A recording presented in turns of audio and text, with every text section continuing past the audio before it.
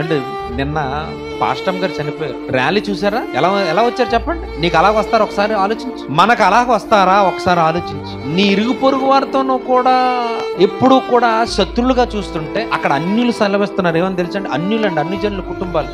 నా దగ్గరకు ఒక ఆయన వచ్చాడు. ఏమిటి ఇవిడ పెద్ద చర్చి దగ్గర ఉన్నప్పుడు వాళ్ళు ఏ కార్యక్రమానికైనా వాళ్ళు పిలిచేదంటండి.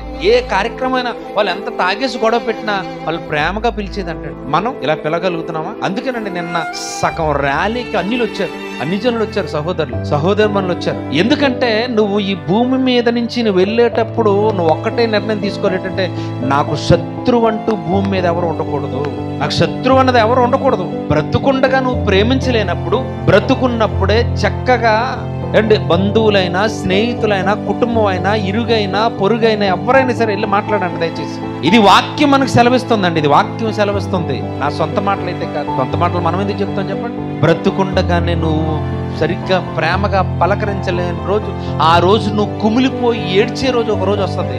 ఆ రోజు బాధపడే కంటే బ్రతుకున్నప్పుడు వెళ్ళి ఎలా ఉన్నావు అని అంటే సరిపోద్దండి. లేదండి, దినదినము మనం పగన పెంచుకోవడం ద్వేషంతో, ఇలాగైతే నువ్వు ఎట్టి పరిస్థితుల్లో క్రైస్తవుడు కాదు, క్రైస్తవురాలుగా కాదు.